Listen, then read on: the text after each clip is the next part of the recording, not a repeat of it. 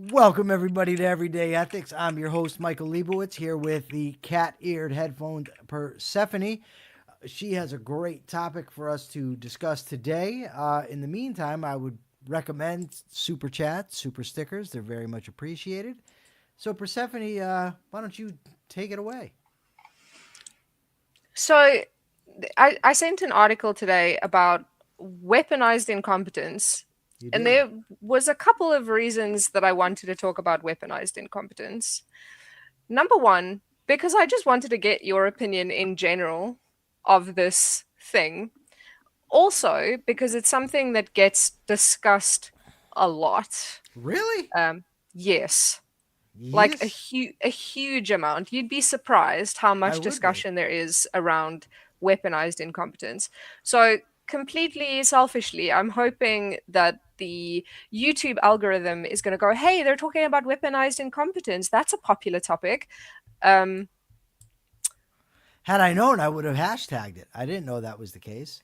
it's fine. I'm going to go and hashtag it afterwards. You So, hashtag it up, get the hashtags going. Hello, Nicole Hingle. hi, Nicole. I might be the all time king of weaponized incompetence.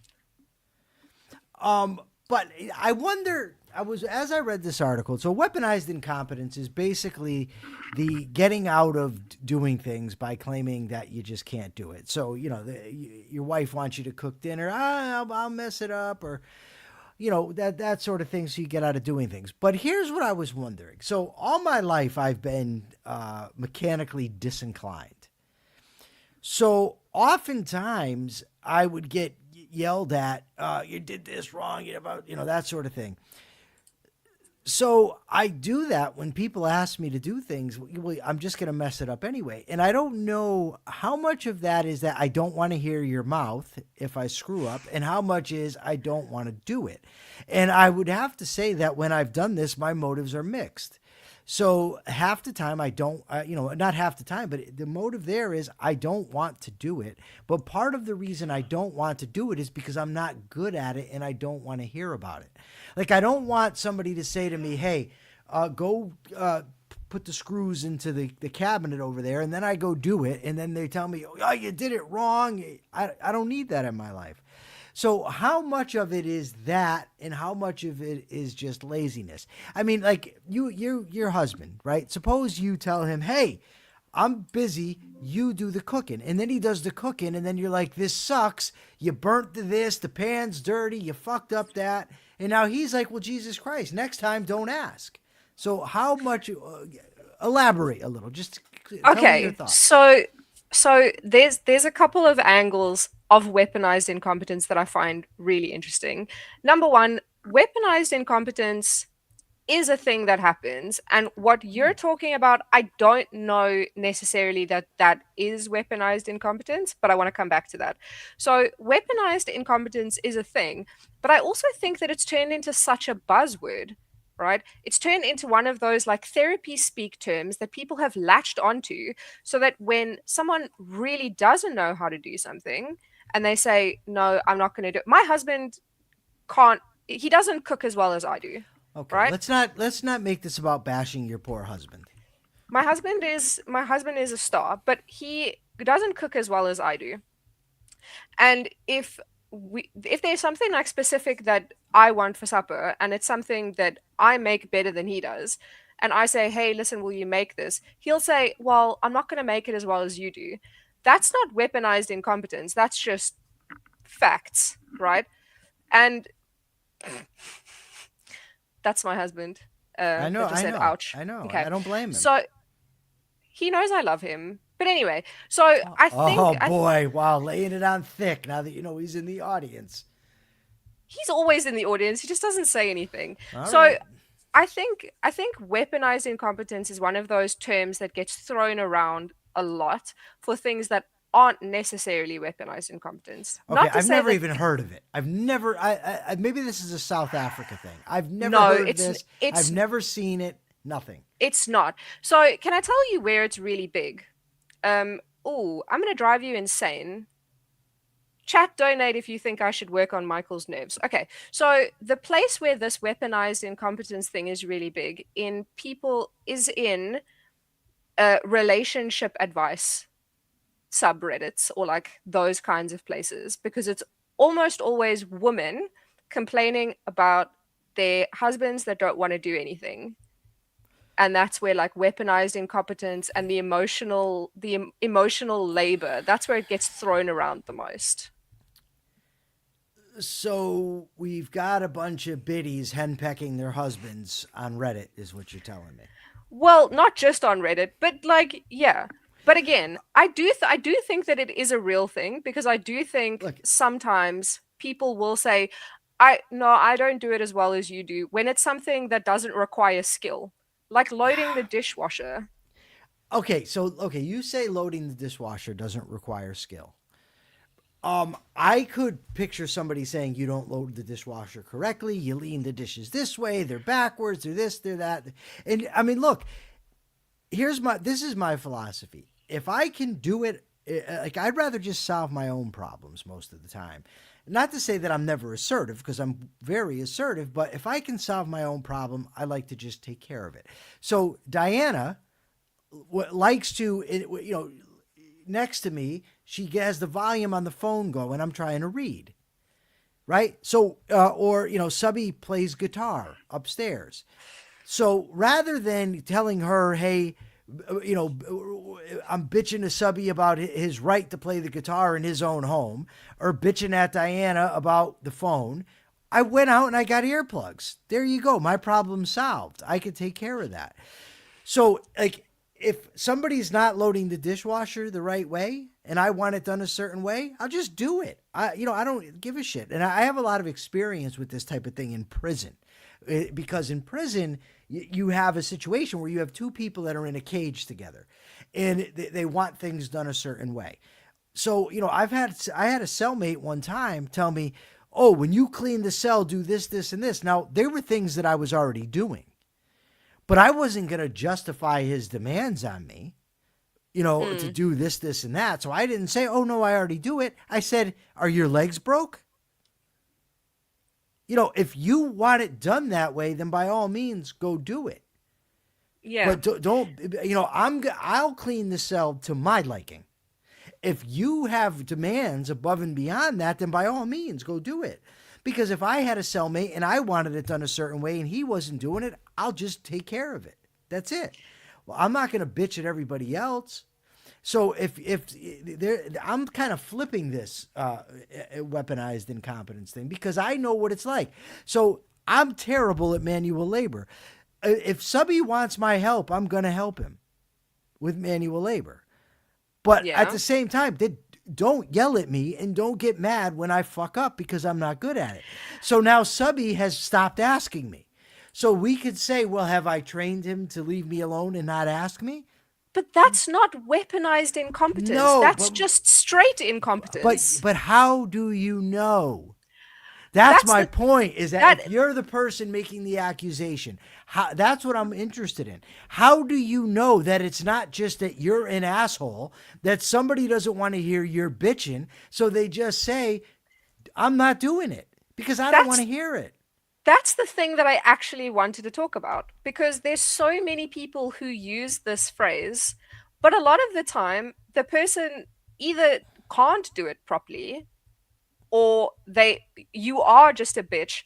There's certain things that Salem can't do, because if he does them, even if I ask him to do them, he's going to do them and I'm going to get pissed off because he's done it wrong. He knows that. I know that. So I'll ask him to do it, and then he'll sort of just look at me and he'll go, "But you're just going to tell me that I've done it wrong anyway." And I'm like, "Oh, yeah, you're right." So it does happen a lot of the time where sometimes the person isn't good at something, or like your Well, motivations are unclear. they're mixed because part of me doesn't want to do it, but even that part could be motivated by the fact that I've been discouraged my whole life from doing these things because I'm not good at them. So it's like I'm already not wanting to do it. You know what I mean? Because I that could be cooked in, and it could be a very mixed motive. But at the end of the day, I'm not going to be very good at it. If you want me to help, I'll help. Right? I don't. Yeah. I will. I mean, I work all day long. You know what I mean? So it's not just a matter of, it's easy to ascribe laziness to these things, Mm. right? But today, for instance, got up 4 o'clock, tried to sleep for probably an hour, couldn't. So I said, hell with it. Got up, read for 2 hours. Tried to take a nap. I woke up before 8, so I did get a little nap in. I got up, did some more reading, did some work, all kinds of things that got to get done that I do because I know I'm able to do them.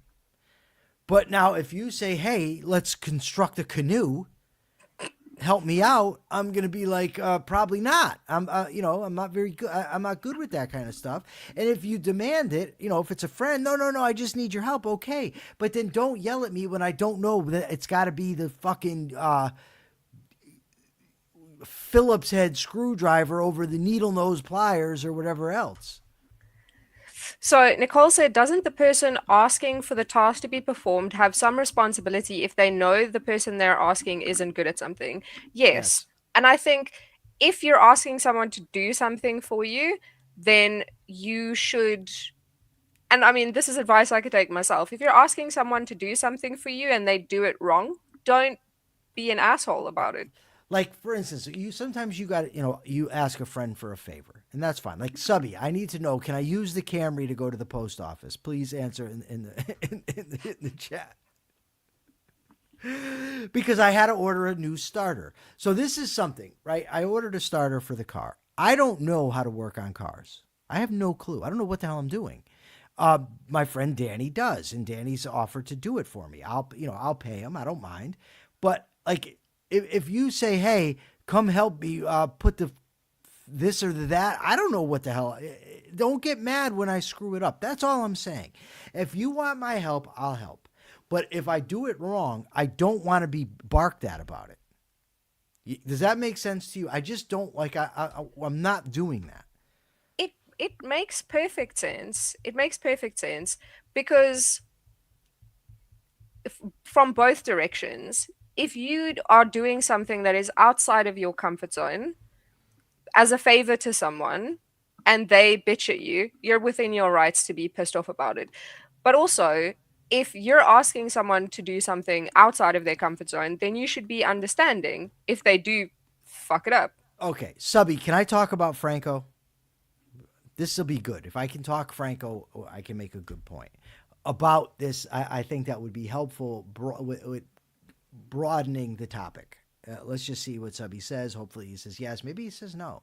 Franco's his dad, so I don't know. Maybe he doesn't want it. Not another guitar channel while we're waiting for Subby. Not another guitar channel says if they insist on stacking the dishwasher every time, then suddenly they want me to do it. Sorry, love, I can't. You didn't let me learn. Well, there's that too. So let me just talk to you. So like I said, I'm not good at building things. I'm very, very good at this. I'm very good at communicating ideas. I'm very good in debate situations, that type of thing. So Subby's dad is the type of guy, he's an old school Italian, came over, from the old country, started his own tile business, very, very good with his hands. But now he thinks that's all that is working. Anything else is not work. If you're not building, if you're not nailing something in, you're not working. So you're lazy, is what he thinks. So he often comes in the morning and he sees me sitting in the chair and I'm on my phone reading and he'll say, oh, on his phone again. Dude, I'm not watching TikTok videos, right? Or he'll say, no work, huh? Like things like that. So, I've said to him, I said, I'll tell you what, you want to switch? Let's see if you can do what I do for a living, right? Why don't you give it a shot? You could go and you could put the headphones on and let's see if you could do it. And let's see if you can do it while taking care of 5 dogs, while making sure the house is clean, and while doing your day job as well, right? Let's have you do it. I'll go out. Subby knows how to do tile. So I'll go with Subby and we'll do your job and then you do mine. And when you can't figure out how to send a link, right, which is something I've never done, had to learn it all over the last 3 years, right? How to work a microphone, how to set a link, how to establish StreamYard, how to set up YouTube, all that stuff. When you can't figure any of that out, I'll even set you up to do it, and let's see if you can have the conversation. And when you don't understand the executive branch from the judicial branch, when you don't know what marginal utility is, when you can't differentiate between deontological and teleological ethics, right? Let's see, and then you can tell me about it. But I think that there's people like Subby's dad, because he's good at his job, and he's very good, and he's a very hard worker. He's in his 80s, and he's a phenomenal worker, and I like him. He's a good guy. He's fun. But if he were to say to me, Michael, help me with this, okay, maybe I don't want to do it, Franco, because maybe I don't want you bitching at me for fucking it up. Yeah. Right? And maybe that you could show the same type of respect for what I do that you want for people to show you for what you do. Maybe understand that different people in this world have different skills. My friend Brent, my best friend, I love him. But we had a big argument one day in prison doing carpentry stuff because I taught Brent economics and philosophy. So when he would read books, I would help him. You know what I mean? He'd ask me questions. I would explain, this is what it means, this is what it means. I was very patient with him. But when it came to carpentry, he was yelling at me. Oh, you did this, you put this, that. And I said, dude, when you were struggling with human action, I didn't act like this. Right? So why is it because this is your strong suit, it's okay for you to get mad at me? And then don't get upset the next time when you say, hey, come help. And I'm like, no. Because I'm not good at it, and I don't need that thrown in my face that I'm not good at it. Because I've never claimed to be good at it. I know where my strong suits are. And that's what I get out of this. Not to say nobody ever does it. I'm just saying there's probably more to the story most of the time. I think the same thing. I think that unfortunately it's turned into a big buzzword where everybody they want to blame their partner and go, oh, it's weaponized incompetence. And I think it's one of those cases where a little bit of knowledge is a bad thing. A little bit of knowledge is dangerous. Yeah. And because if you want, I want to interrupt because you've got me really excited with this topic, more than I thought I would be, because I'm looking at Subby. Right? So Subby's a little kid. Let's put him back. Subby says he wasn't a good father. So let's put Subby back as a little kid. And his father's constantly telling him how lazy he is. Do you think that's going to inspire somebody to want to work, to appreciate a good work ethic? Even when he tries, oh, you're lazy, look at this and this. No. And it's the same thing. If every time I try to help, you're telling me how wrong I am doing it, then of course I'm going to be dissuaded from doing it. Of course I'm not going to want to. If the wife is telling me, the last time you put the dishes in the dishwasher, they came out and I noticed there's this little bit of smudge here.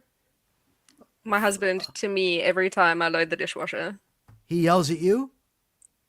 Yeah, because I load the dishwasher wrong. And then every time I load he doesn't yell at me, but every time I load the dishwasher, he's like, don't do it like that. Well, then he should do it himself. Right? If your husband thinks you're doing it wrong, do it yourself. You've solved the problem. But if I'm going to do it, I'm going to do it my way. Yeah. And if it comes out, I'm not screwing it up on purpose. It's not like when we're building something, I'm saying, you know what? I really think the miter on this should just be a little off. That would be a good plan. So when I'm cutting the pieces, I'm hoping that I'm going to adjust the saw in the wrong way. I'm probably going to let it slip a little. I want to do that because I'm dying to screw up the project that we're working on together. And when I push something through the chainsaw, I'm really hoping that I don't keep it against the fence. I'm hoping that it just comes off a little so the cut goes like this. No, I'm not doing it. And why would you want to do the dishes wrong? You don't want to. So if you're doing your best and he wants it better, he should do it. I get what you're saying, but here's it from a different angle, right? I know that stacking the dishwasher is something that he hates doing. There's things that he doesn't mind doing around the house that I hate doing. So he does those, and I stack the dishwasher. And if there's like schmutz on it, then he goes, "Hey, like next time, rather do it like this." He's never like a dick about it, and I think that's the core principle here, right? Just don't be a dick. Wait a second here. I don't understand something here. Do you do this to him too? What? Bitch about the way he does the various things that he's doing around the house? I mean, probably. No. See, no, you don't do that. You don't. If Dishes, he, dishes, dusting, washing the car are not important. I hate doing the dishes. I also hate dusting. I hate washing the car. well, Jesus Christ. I mean, here, look. My grandma always said, if you don't like doing a job, don't be good at it. If you guys, here's the thing. If you guys have a deal where he does some things and you do the other things and you're expecting him to do his best, then of course you should do your best. Stop slacking, Persephone. How did this turn into this? Because I said that he shouldn't be, if he doesn't want to do it and you're doing it, he shouldn't bitch about it. But then you're saying, well, you have an agreement, which I didn't know about. You left the context out. And now what I'm saying is, if he's doing the things that you don't like, and so you're supposed to do the things that he doesn't like, then yeah, you should be doing a better job. Learn how to stack the damn dishwasher. But mom, I don't wanna. No, I should, and I should be less of a bitch about the Yeah. things that he does wrong. Yeah. We're all on a growth journey, Michael. We're all on a journey of self-improvement, Yeah. And except for you, who's no, I'm helping you in your journey in self-improvement right now. That's what we're here for. yeah, we're here for the roast Persephone hour. No. Why is everyone turned on me? We weren't roasting you until I was on your side until you told me the whole thing. It's not roast Persephone. Do you want to hear all my faults as a boyfriend? I'll tell you. I have another question for you. I'm wicked impatient. Wicked impatient. And I'm like, with the TV remote and Diana's there, trying to figure out what to do. And I'm like, just give me the goddamn remote. I don't need this. I don't have it in me to sit here and, but that's just me being a dick. Right? Yeah. I'm a dick sometimes. We're all dicks sometimes. Yes, but don't be a dick. Also, where's the bottom banner? I put it in. This is what happens. Whenever I tune out, it disappears. This is weaponized incompetence. No, it's not. I just forgot until you told me. Weaponized incompetence in play. Mike's so impatient. See, subby's yelling at me. You know what else I don't like? Improper grammar. Put the apostrophe. If you're gonna make it a possessive, sub. So I have another question for you. Or it's not a possessive. I'm sorry. It's a contraction. Go. What's the question? Since you have studied so much and learned so much about ethics, do you find that a lot of the ethical dilemmas that people have are really dumb Yeah. and obvious? No, I find that most of the time when people have what they call dilemmas aren't dilemmas at all. What they really are is, I want the cheeseburger, so I'm going to eat it. So I have high cholesterol. I know I have high cholesterol. I also know that I like pizza. You know what I mean? So I often will make the choice. Now, sometimes, part of the problem with my pizza eating, and I don't eat a lot of pizza, but I keep my weight between 173 and 180. That's my range, and I exercise 6 days a week. So I do take care of myself pretty much, but I do eat crap sometimes. Part of the problem is everybody's got a party.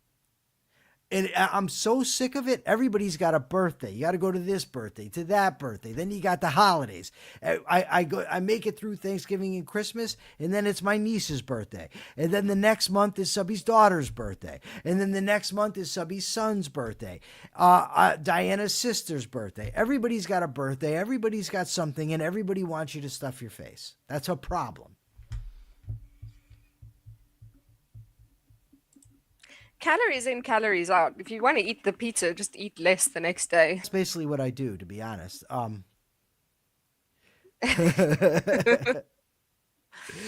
But yeah, but no, but to be honest, yeah, I think that most what we think of as ethical dilemmas aren't really ethical dilemmas at all. They're when somebody wants to do something that they don't, that their conscience or that their reasoning doesn't approve of, and so they have a emotional conflict. That's what it usually is, not So, always. so in my like research for all of these episodes, I go onto the subreddits where people are talking and I watch, videos and stuff. Some of the moral dilemmas that people have, I just look at them and I go, how is this an actual question that you're asking yourself? How is this something that you're really struggling with? Um, Conveyancer has made an error. Do I correct them? And it's Who? like a conveyancer, so their home is up for remortgage, and the conveyancer who was like giving the value for the mortgage made an error in the calculation, and it was quite a big one. We're talking like £5,000, and it's like, do I tell them? And it just seems like such a silly question.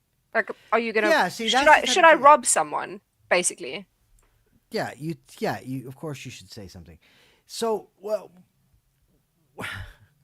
my thinking, the show is great. I like the show, but it's gone in a direction that I didn't anticipate. My hope for the show was that we'd have an audience full of people that would bring their ethical dilemmas to the show, like their questions to the show. We mm, could discuss whether they're, but that hasn't occurred. So instead, you bring other stuff. So I would have, I'm thinking out loud now because I'm not really confident or 100% confident, but I think I would have more patience for the audience asking questions than I do with people on Reddit that I'm not dealing with and aren't hearing the feedback. yes. But like this type of stuff, I like this. This question that you brought today about weaponized incompetence, although it doesn't entail really I mean everything entails ethics in some way or another because it's all about our behavior and whether that behavior is best for us or not. So it does entail that. But I like this topic because there's two sides to it. There's the person that is asking somebody else to do something and getting upset that the person doesn't want to do it. But we also have to consider the person that doesn't want to do it and why. Hmm. And when you're assessing the ethics of the situation, just knowing, well, the person has said, I'm not good at it, so I don't want to do it, that doesn't really tell us the entire ethical equation. We need to know more. We need to know what the motivation is. We need to know the context. We need to know the history, all that. Yeah. That's kind of one of the reasons that I picked it. Also, just because it's a topic that I've read a lot about. And I find it interesting because there are some people who are going to use it as an excuse. Um, it's just one of those things where communication is honest. I mean, communication is important. Not being a dick is really important. Thinking past the edge of your own nose is important. Again, like thinking about all of the knock on effects. That's The not the what right word. effects? Was it knock on? Downstream effects. I like it. Knock on. Maybe I learned something new. Is that a South African thing? Sometimes I say things You and know, then Americans, like the Americans that I'm talking to, they're like, "What are you on about?" And I'm like, "I thought everybody said that." And then they're like, Americans "No, do not say, what are you on about? Americans don't say that. no, that's me." Yeah, I like that though. I like what are you on about? And also, I interviewed this morning Nikos Soterakopoulos, and he said vitamins. See, that's that. I wonder if knock on comes from rugby because I they don't said know. I he don't said know. it's in Australia, and I know. Yeah, I love what are you on about? I love that. You know why? Because I watched a lot of masterpiece theater and stuff on the BBC, and so I like that stuff. I'm a big fan of Downton Abbey, by the way. That's good. Ian, it shouldn't be a ex-Canadian. It should be an ex-Canadian. When the following word begins with a vowel, it's an, not a. Just saying. Don't, tip, don't be a dick to your audience. I love Ian Gilmore. Ian Gilmore is wonderful. I'm teasing. All right, well, I'm headed to the post office. Have What? fun. Ian just called me a hoser. You know what else Yeah. I like? I like hoser, and I like tosser. He's such a tosser. Yeah, toss is a good one. I like tosser. Yeah, he's a tosser. I mean, I'd say the South African one, but it's rude. It is, but I can be a tosser at times. Okay, and a dick. So, anyways, we'll be back tomorrow. We'll be on Everyday Ethics tomorrow. We have I'm not a wanker when I was a teenager, but not any longer. Too old for that, really. But here's the thing: we're going to be on the Capitalist Corner tomorrow, 12 o'clock. I think Mark will be there, and we'll be back here at 2:30 tomorrow. And I have a great episode coming out tomorrow of Rational Egoist. Be on the lookout for all of them. Thank you so much for joining in the audience. Thank you for your comments and questions, and thank you, Persephone, for being absolutely wonderful. And thank you, Salem, for participating and being cool with Persephone and having the conversation and everything else. Bye. And until all that happens, folks, be ethical. Be ethical. And be ethical afterwards, too.